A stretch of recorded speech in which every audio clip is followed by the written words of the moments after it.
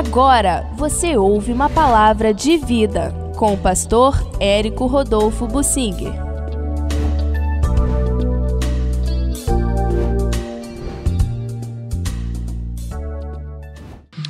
Eu quero falar sobre o modo prudente de ação do Neemias. Neemias era um jovem cativo. O povo de Israel foi tão mal, desobediente a Deus, que o Senhor foi castigando aos poucos, até que não teve mais jeito e perdeu todo o Israel do norte. Ficou só a tribo de Judá. Mesmo a tribo de Judá cedeu a perversões e se afastar de Deus por completo. Aí Deus começou a punir, castigar também Judá.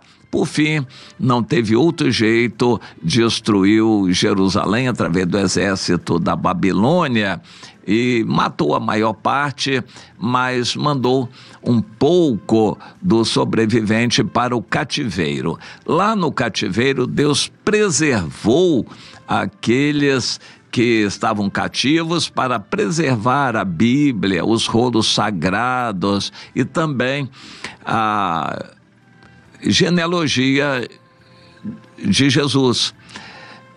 Deus preservou a linhagem real através do rei Joaquim.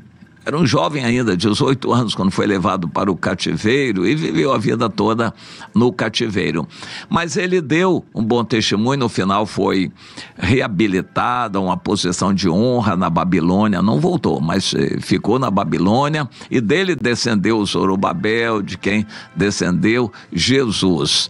E isso era propósito de Deus, preservando aqueles poucos que foram para o cativeiro. Entre eles estava lá o Neemias, provavelmente ele nasceu já no cativeiro. E cativo era um eunuco, ele se tornou uma pessoa importante no palácio do rei da Pérsia, o rei Artaxerxes. Ele era copeiro, homem da confiança do rei.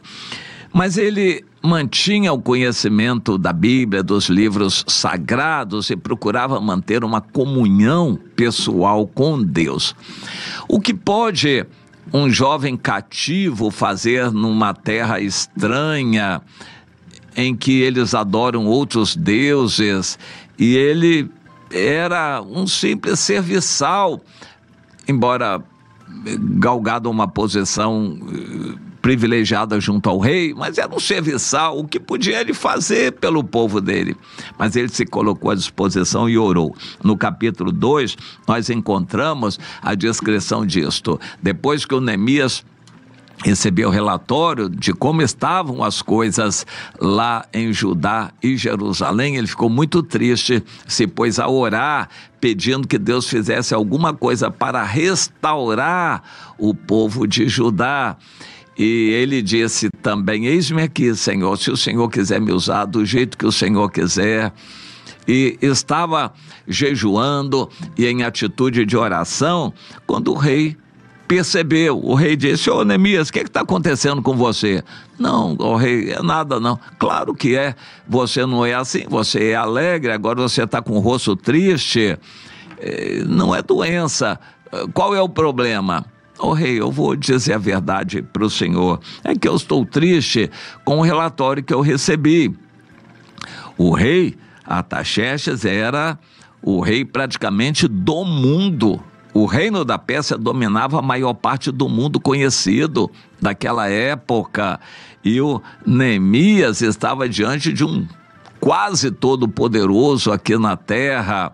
E ele disse: pois é, ó rei, eu estou triste porque a cidade dos sepulcros de meus pais está destruída.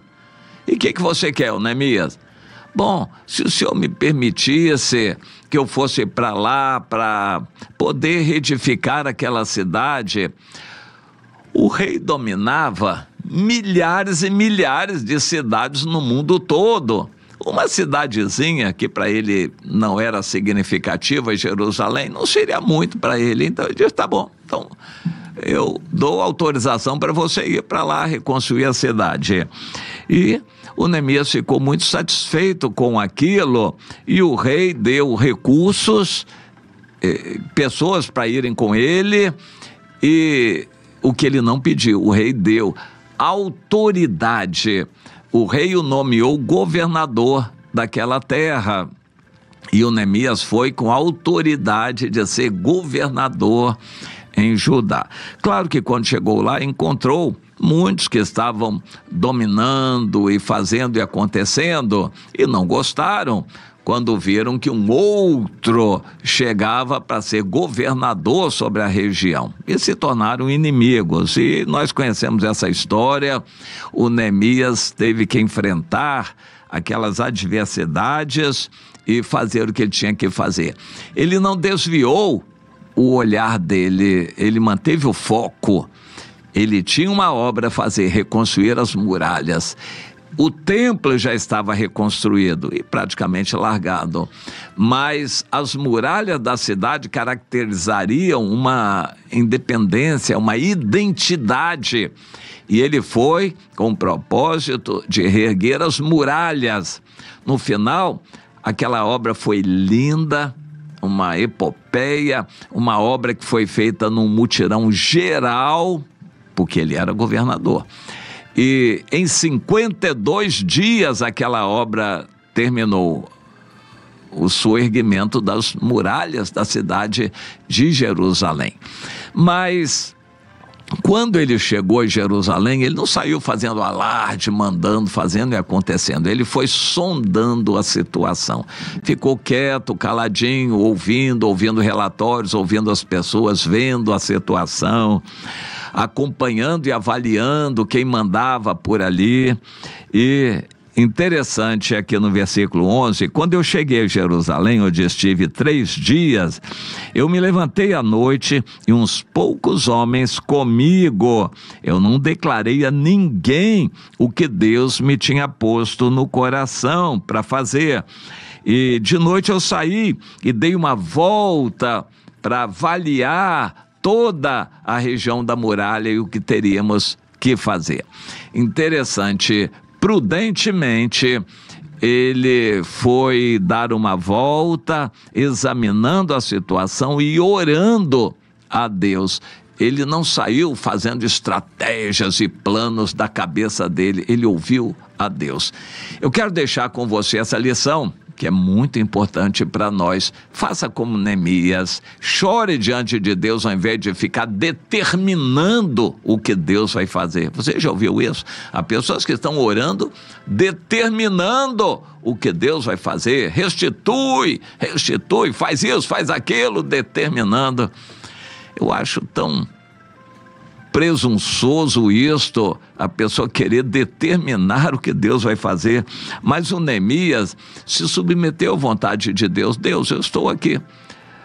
Ele tinha um desejo no coração que era fazer aquilo que foi feito, mas quem era ele para sair determinando? Ele simplesmente orou e pediu. Deus tocou o coração do rei, que era a autoridade, que delegou a ele essa autoridade para fazer. Quando chegou lá, ele também não saiu falando, ele foi examinar a situação e orar. Foi assim que ele começou. A gente começa muito bem qualquer coisa que vá fazer quando vai orar. Antes de uma viagem, de uma obra, antes de um dia de trabalho, ore a Deus. Quando você for fazer qualquer coisa, ore a Deus. Vai sair para fazer um pagamento no banco, ore a Deus. Você pode ser assaltado, muita coisa pode acontecer. Então, qualquer coisa que você for fazer, ore a Deus antes, entregue ao Senhor. Vai dirigir uma reunião, ore a Deus para Deus dar a você direção e sabedoria de como dirigir a reunião. E assim por diante. Em tudo que for fazer, ore a Deus. Siga o exemplo de prudência do Neemias, que no fim foi muito bem sucedido, como Deus quer que você também seja uma pessoa bem sucedida.